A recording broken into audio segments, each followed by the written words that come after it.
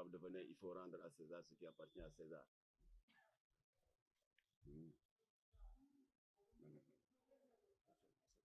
ma bëggoon nag jëmm ji loolu tubaab yi di wax standing ovation na ngeen ko tàcc ndax lii yëpp ci la ko ñu ko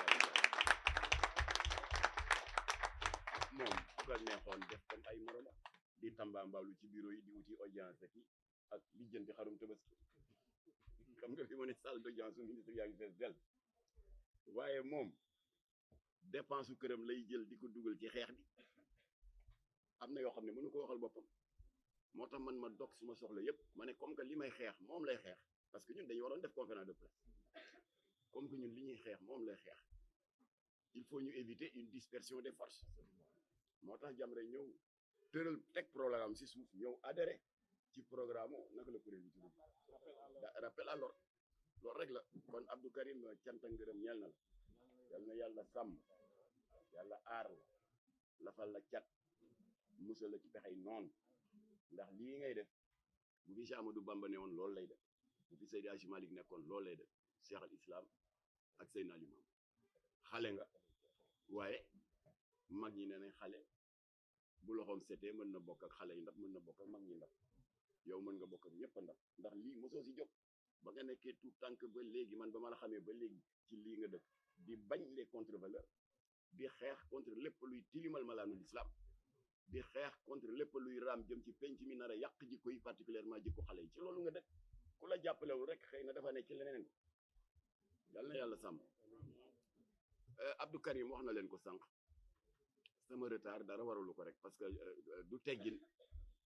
yéen ni seen jot xatee yéen presse bi ñu jox leen rendez-vous 15 heures man may ñëw 16 heures passé du teggin moo taxoon sànq dañ jokkoo téléphone ma ne ko balaa maa egg ci yow na nga ma jiitu jébbal sama njéggal à la presse waaye ci liggéeyam laa nekkoon ci combat am parce que yéeg ngeen ne que fa ñu jaaroon avec le faux oustaz la Cheikh Ahmed Cissé bi doon wax naan ay sangam la fa yàlla wax du dëgg ak wax yu ñaaw yi mu waxoon ci jàkk yi nee nañ fay joxe préservatif maanaam jumtuwaay njaalookat yi fa ñu jaaroon def suura jéem ko rappeler à l'ordre mu dëgër bopp ñu yóbbu ko ci yoon ñu nëbb ko jant bi foofu la ñu jaar ak waa ji ne dallu sëriñam moo gën alxuraan baxara ba nansi combat Abdou Karim la combat Jamra la on ne peut pas être tous ensemble au même endroit Karim nekk ci lii man maa ngoon cëlale voilà kon teg nañ ko loxo dem ginnaaw bi Jamra defee shura moom dama ko jéggi dem wax ak xalif général am c'était au mois de janvier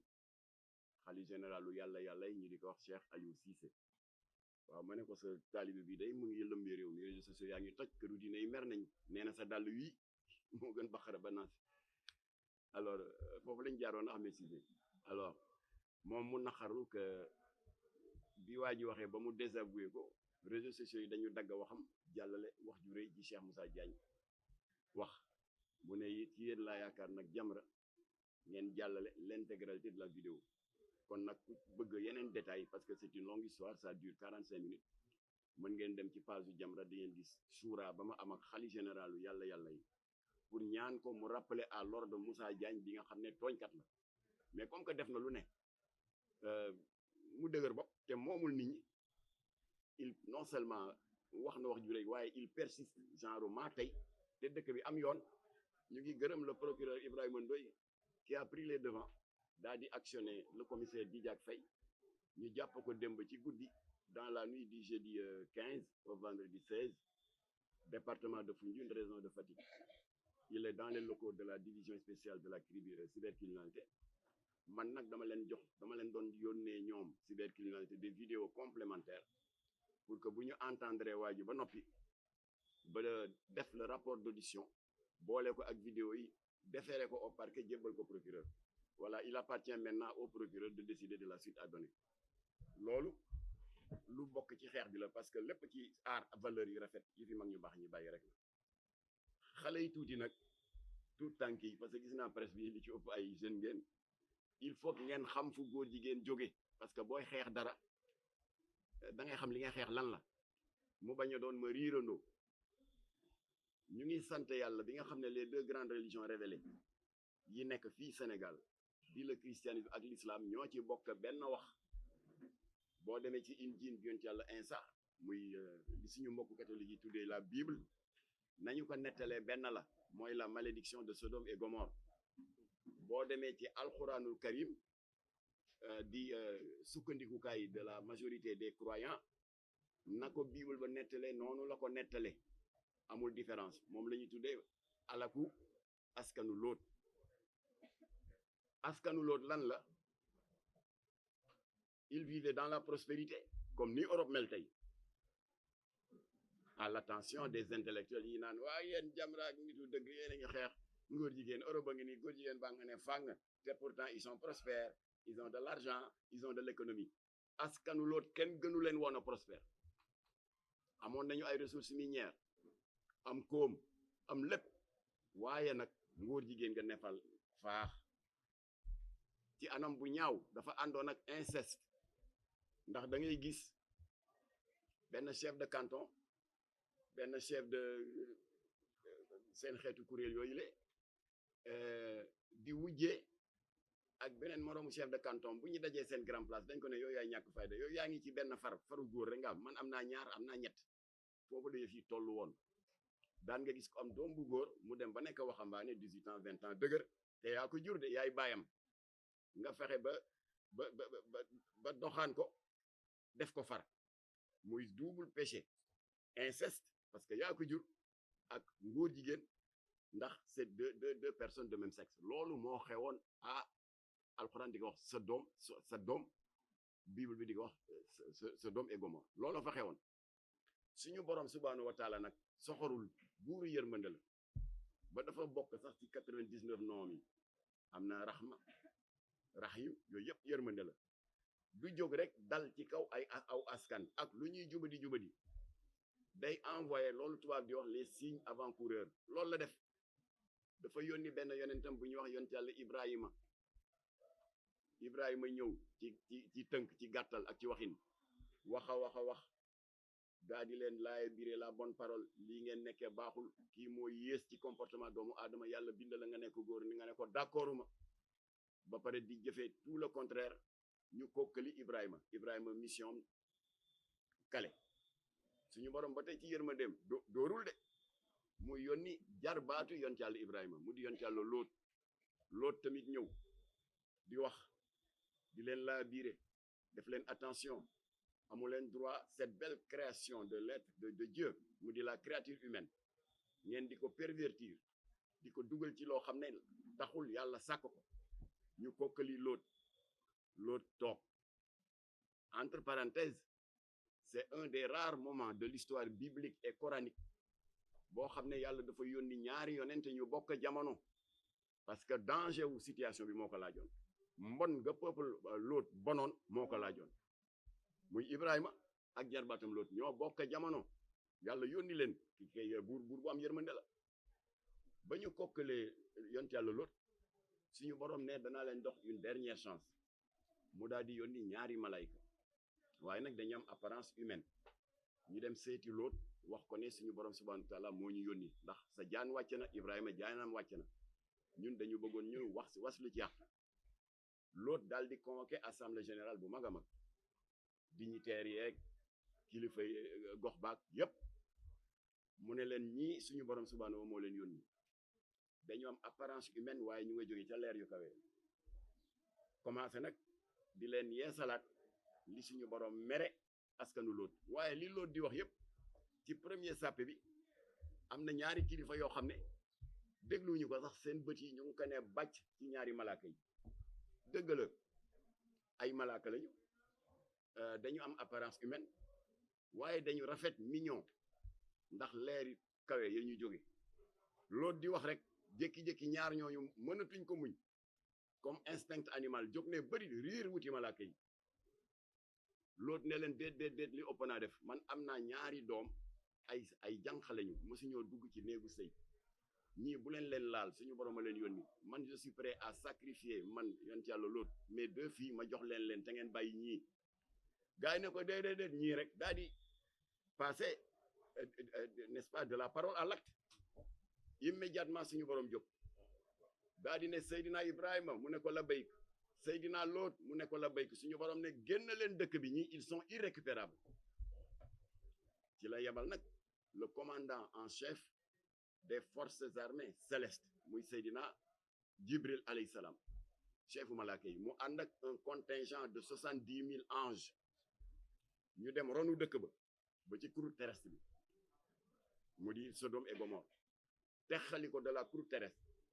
naaw ak dëkk ba ca kaw dëpp ko dóor ko ci suuf taal ko dëkk ba tàkk juróom-ñaar fukki guddi ak juróom-ñaar fukki bëccëg ba nekk dóom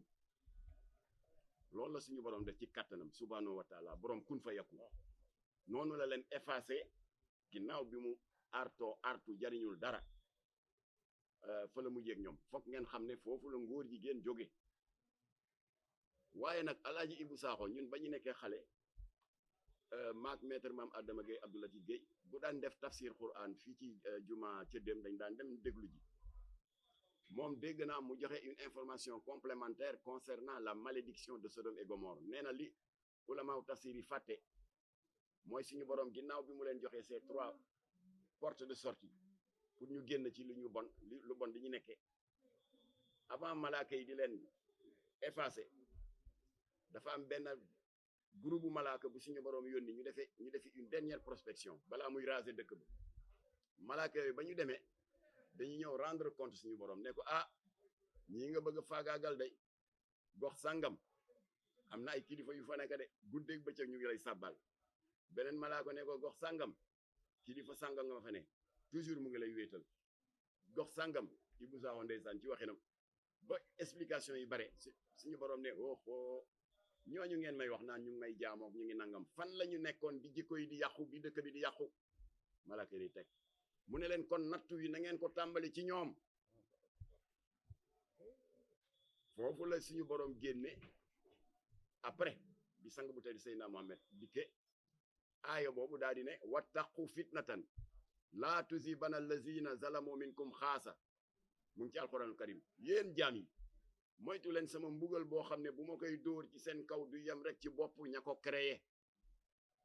kon ñun ñi toog fi yëpp ay naan waaw man duma ko def sama doom nekkul góor jigéen nekkul lii loolu génnuñu ci de suñu borom nee na bu wax jotee ña mën a wax te war a wax nañu wax pour que bu nattoom ñëwee xëy na bu boobaa mu mën a def xaaj ak seen voilà kon il fallait ngeen xam loolu pour ngeen mën a comprendre xadaru Abdou Karim Gueye contre ce fléau là ak Jamra parce que yàlla moo ko bañ suñu boroom moo criminalisé ngóor jigéen fukki yoon ak juróom benn ci alxuraan avant ñuy préparer suñu offensive bi nga xam ne le régime de Macky Sall rejeté woon na suñu proposition de loi ñu war a def benn daje bu mag yéen ñëpp a ngi koy fàttaliku dégg naa Blaise di ko rappeler léegi place de l'Obélisque pour wane suñu indignation ginnaaw bi la mafia APR Benno Bokk Yaakaar bloqué suñu proposition de loi alors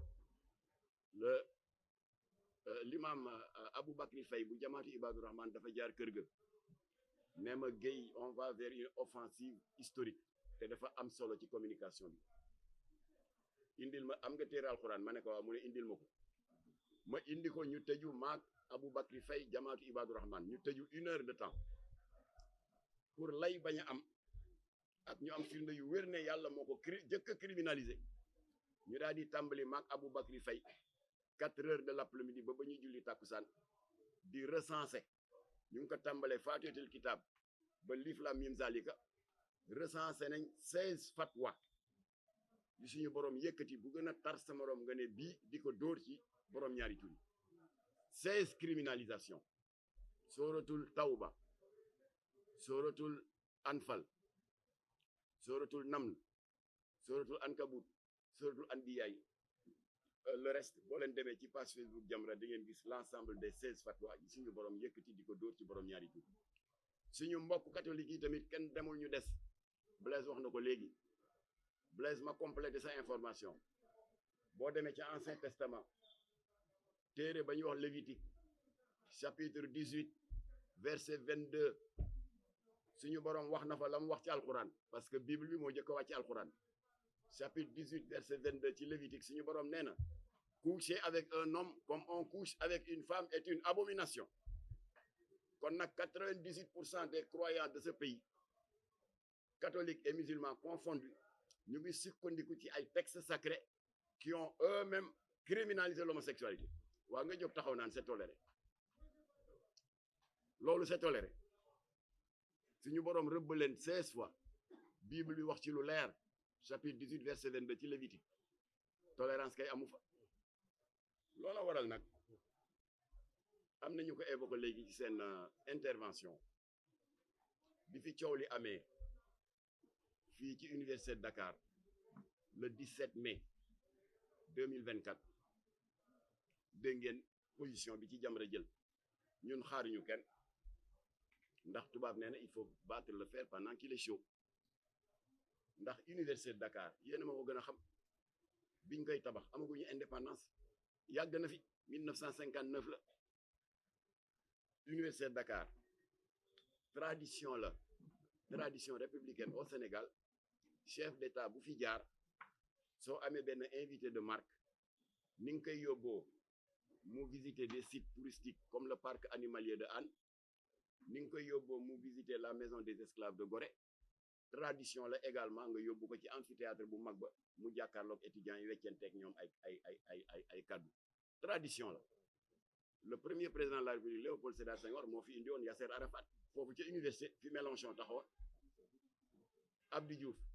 indi woon na fi Nelson Mandela Ablaye Wade indi woon na fi dégg nga Nicolas Sarkozy ainsi de suite mais c'est la première fois dans l'histoire du Sénégal ñu indi ci bërëb bu tedd bii nga xam ne li ko tax a jóg mooy ubbi dënnu étudiants yi jëmbat ci seen xel ak ci seen xol xam-xam ak jikko yu baax c'est la première fois ñu indi fi koo xam ne il a la réputation mondiale d'être porteur de 2 agendas sataniques muy Jean-Luc Mélenchon premier agenda satanique il est membre de la loge maçonnique GOF le Grand Orient de France depuis 1983 le Jean-Luc Mélenchon adhéré au Grand Orient de France qui est la loge maçonnique la plus islamophobe d'Europe j'expliquerai pourquoi après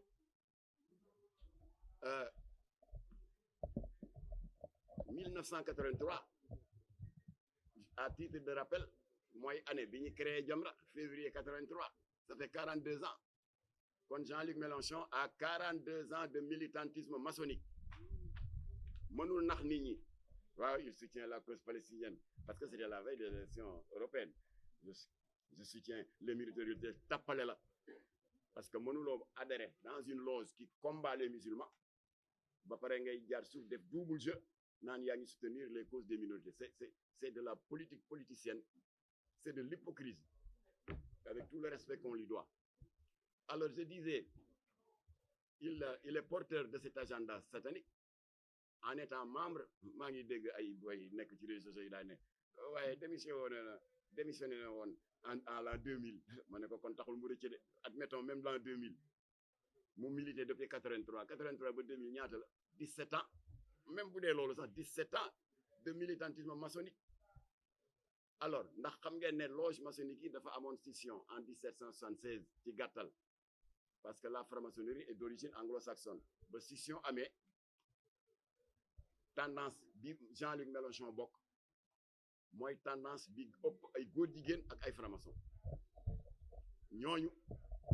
ñoo tasaaroo ci àdduna bi une loge très puissante avec ses 50 000 membres et ses 12 000 loges réparties à travers le monde c'est la loge maçonnique la plus islamophobe ndax ñan ñooy bàkkoo ne interdiction du port du voile officialisé nañ ko léegi dans les établissements publics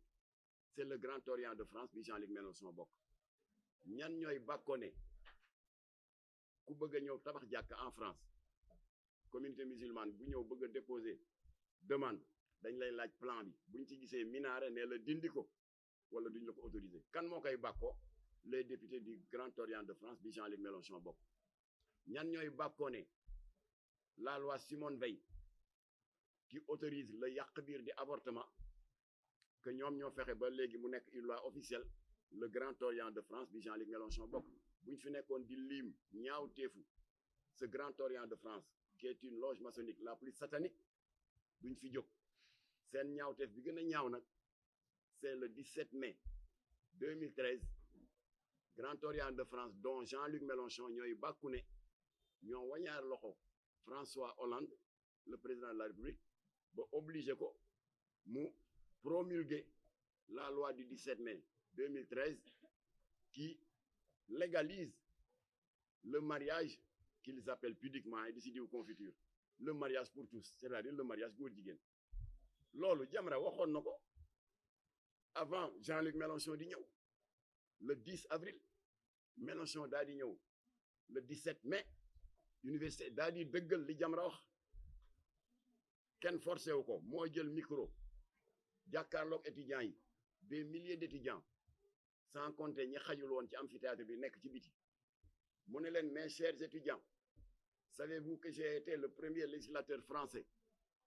à avoir introduit un texte de loi allant dans le sens de la légalisation du mariage homosexuel kan moo ko wax daf di Abdou Karim daf di Jamra moo ko wax loola waral nag may wax boos yi cëppi-cëppi ci réseaux sociaux yi seen mu sell mi juum na waru foon invité Jean-Luc Mélenchon je sais que bi ko Sonko di invité il était animé de bonne foi mais la réalité est là invité na fi koo xam ne c'est l'incarnation de deux agendas sataniques kilifa la ci franc-maçon yi te franc-maçon yi boobu bugguñu diine te porte drapeau la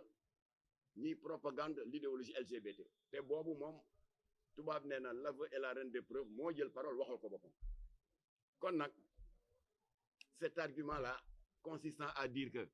waaw xanaa waa nitu dëgg ak waa Jamra dégguñu français pourtant Sonko tontu na Jean-Luc Mélenchon nee na ko bu Occident continuer di ñu bëgg a imposer ses contre-valeurs mën na indi casus belli xanaa jàngu leen tubaab xanaa jàngu leen français d'abord casus belli c'est pas français c'est une expression latine mu ngay tekki jubóodiku bu tar bu mujje si dogo wala si jàmmarloo loolu mooy casus belli jubóodiku boo xam ne dafa dem ba tar ba mujje si jàmmarloo waaye suñu wax daal mooy diversion daal bu mu fi am ay casus belleeg Moussa belleeg Firawna belleeg waru ko fi woon indi seen mu sell mi juum na nangu ne juum na dellu ginnaaw et on avance alors bu ko defee nag la ñu ragaloon moomu jaam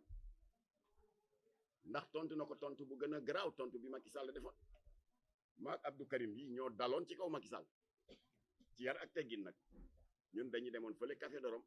nekk ñu fi di def ay communiqué anonyme dañu dem Café de Rome à visage découvert ñu ci bari ci yéen caméra yi yéen a nga fa woon ñu ne ko monsieur le président gàntal nga Obama dëgg la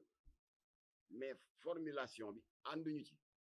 parce que ça nous met en danger ñun askanu Sénégal ndax yow président rek nga bu sa mandat jeexee da ngay génn dem benn journaliste ne ma waaw mais du opposé na ko une fin de non recevoir doyul ma ne ko gàntal na ko mais il nous expose lan la tontu Obama suite à son interpellation indécente on n'est pas encore prêt le danger mooy lobby LGBT yi doon déglu loolu en live mën nañ ne Sénégal day mënees naa tàmbali am yaakaar parce que nee na on n'est pas encore prêt xëy na loolu mën naa tekki ne jamono dana dox ba Sénégal ils seront prêts c'est dangereux ñu dal ci kaw Macky Sall waa léegi Sonko mooy kan bu indee tontu bu gën a pire que bu Macky Sall mooy kan ba dañu war a damm suñu loos naan ko oui monsieur d'accord monsieur du ñu ko def kon nag c'est toléré bi nga wax monsieur Sonko c'est 10 000 fois plus grave li Macky Sall wax la preuve et c'est pas un hasard ba nga ne c'est toléré rek ci la lu mësul am Sénégal am fi ndax góor jigéen ñi dañ daan faral di nëbbu ñoom Karim intervenir nañu ci moo ko Imam Mbaye Niang ak Oustaz Aliou Sall le mariage homosexuel ba amoon mbaaw waaye dañ ko doon nëbb am na ay lesbiennes yi ñuy jàppoon fii à Thiaroye Léona waaye dañ ko doon nëbb waaw ak ñu jàppoon fële ca Kaolack ñu clandestinement ñuy takk ay sëy dans l'école Ibrahima Diouf de Kaolack mais dañ ko doon nëbb ak ñaari góor jigéen yi ñu jàppoon dans la nuit du 22 au 23 grande mosquée ak suñu borom nu mu fonkee ce lieu de culte ba daf ko wutal bakk dans suratul jinni nee na wa anal masajida lillahi jàkk yi mooy sama néeg ñu bett fa dans la nuit du 22 au 23 à 3 heures du matin ñaari góor jigéen ñuy njaaloo ci jàkk ji waaye dañ doon nëbbatu rek bett nañ leen mais c'est la première fois góor jigéen boo xam ne dès sa descente d'avion mu dugg ci benn yango yore téléphone am di selfie di ñu bokkali je suis au Sénégal les gars waxul ak ñun de dégg naa ko wax léegi mu nga wax ak ña ca biti mu ngi leen di wan ne c'est toléré la voie est libre moo tax c'est toléré bi tax na góor jigéen yi ñu ngi màbb di ñëw fii te duñ ko nangu góor jigéen yaa ngi màbb di ñëw fii di occuper la Petite Côte Ngaparou ak Gorée te ils ont un programme malheureusement Ababacar Mboup dafa amee une infection ci gencive bi waaye bu ñëwoon expliquer leen programme bi nga xam ne waa ji ngeen gis ci télé bi moom la yore te nëbba leen ko moom lijjanti na ba am ko programme la ñu am fii ci Sénégal et ça ne peut pas passer moo tax nag li fi sës léegi mooy ay jëf jalon bu njëkk bi mooy bii y a un front qui est créé rappel à l'ordre boo xam ne diaboliser wuñu kenn stigmatiser wuñu kenn dafa am ay autorité yoo xam ne kuréel yi xeex contre ngóor jigéen nitu dëgg ànd sàmm jikko yi Jamra ba ñu tegee par choc Macky Sall mu lànk ne du ko criminaliser dafa am assemblée générale bu mag bu ñu defoon au mois de février 2022 ci la opposition bi classe politique bi ñëw exploiter suñu combat am na ñu fa jël parole naan wooy dañ ko war a criminaliser Sonko est allé plus loin dafa recevoir le directoire de ànd sàmm jikko yi nee leen man day bés bu ma jotee ci nguur gi lii bokk na ci loi ya may jëkk a jël kan moo ko sosal moo ko wax waaye ñun nag on le prend au mot nee ko acca bismillah mu ne nañu votel ba noppi rek sénégalais yi votel leen en masse 54% tellement ils étaient furieux et en colère ci le régime Macky Sall rejeté suñu proposition de loi ba dañu fal koo xam ne sax xamuñu ko ndax faj mer ñu bari bañ leen ne ki falu président Diomaye Faye la tudd ñu ne kuy kooku sénégalais moo am boobu détermination bu meree rek mën na jël benn golo wala benn ganaar sax solol ko mbubba président ne ko yaay falu ba ñu faloo am 54% ba jël président de la république ñu ne waaye sëñ bi léegi acca bismillah criminalisation ñu ne waaw xam nga ñi bloqué woon projet ànd sàmm jikko yi ils sont toujours majoritaires à l'assemblée kon il nous faut l'assemblée sénégalais ne loolu du problème daa di jëlaat élan man dama def sax loo xam ne musuma ko def xam nga sumay jarbaat dañuy tàmm bu élection amee ñu di ma laaj pour ma orienter leen ma ne leen Sonko nee na dana criminaliser ngóor jigéen le seul obstacle amagul majorité à l'assemblée dem leen ngeen jox ko majorité xëy na keneen def na noonu keneen def noonu ñu joxaat ko majorité ñu daal di am 130 députés sur 165 donc am nañ majorité écrasante à l'assemblée am l'exécutif di le président de la république ana lay fu lay amati léegi loolu la waral nag bu fekkoon criminaliser nañ ko nëgër ni saay-saay bii fi ñëw di selfie du fi ñëw waaye non seulement sàmmoo sa kaddu waaye da nga wax ne c'est toléré voilà loolu la waral nag tey mooy premier jalon bi informer opinion bi ne ñi bokk la ñuy bañ boole lañu seen doole deuxième jalon bi bu leen ko xeeb c'est important ndax moom laa ubbee sama wax sànq biñ ma joxee kàddu dénk suñu bopp yàlla dafa am solo ndax ñun lii ñuy xeex di suñu bakken suñu borom moo ko jëkk a criminaliser liimal naa leen ay liimal leen tamit li suñu borom waxoon avant l'islam di ñëw dans Lévitique de l'Ancien Testament kon prochain jalon bi dañu bëgg a jëmmal kàddu suñu borom pour wan ko ne tey lañu gën a ngoy ci la ngay bañ mu di bi suñu borom créé benn mini Sodome et Gomorrhe mooy foofa ci rond point ngor ba Sodome et Gomorrhe bu ndaw la parce que dem leen ngeen xool rek soo loolu am des connaissances en urbanisme boo xoolee immeuble yi ko wër am na yu màgget yoo xam ne ça date de 1950 waaye ni mu ne cooc immeuble bii ku ko xool muy bu moderne ce n'est pas hasard góor jigéen yi nekk ci deuxième ak troisième étage te loolu waa ji moo ko wax ci doon selfie dem leen ngeen xoolaat vidéo nee na ñoom ñun ñoo occupé woon deuxième ak troisième yàlla jël immeuble boobu màbbal ko ba pare daal di bàyyi waa ji la vie sauve ma ne ko dama bëgg dama nga témoigner ji waa ji wane tànk baa nga xaw a xoosu bu metti ak loxo bi mu ne gaañ-gaañ yi rek laa ci am waaye diw ak diw ñu nga woon deuxième diw mu nga woon troisième daal di tiit nañu alors kon nag le 23 ajuma bii di ñëw Abdou Karim def na le nécessaire sur le plan administratif déposé nañu demande d'autorisation du demande d'autorisation sax waaye xam nga l'article 10 de la Constitution moo garantir à chaque citoyen le droit d'exprimer son opinion par la pensée, par la plume, par l'image, pourvu que l'expression de ses opinions ne porte atteinte à l'honorabilité d'autrui et à l'ordre public. ñun porté wuñu honorabilité d'autrui personne, troublé wuñu ordre public. waaye nag mais c'est soumis au principe de la déclaration préalable. Kon li Abdou Karim déposé, c'est une déclaration préalable conformément à l'article 10 de la Constitution. daf leen ne vendredi telle heure ban heure nga ci def vendredi après la prière telle heure ku nekk la nga jàppoon jullit catholique animiste ndax nous sommes liés par le même destin. les lobby LGBT dañu bëgg a wàcce mbugalu yàlla suñu kaw te duñ ko nangu. alors ku ci nekk na nga ñëw ku am bible bu la neexee nga indi ku am téere alxuraan bu la neexee nga indi ñu taxaw ci kanamu immeuble bi du ay discours du ay coow. c'est un moment de silence, de prière, de recueillement, mais de repentir.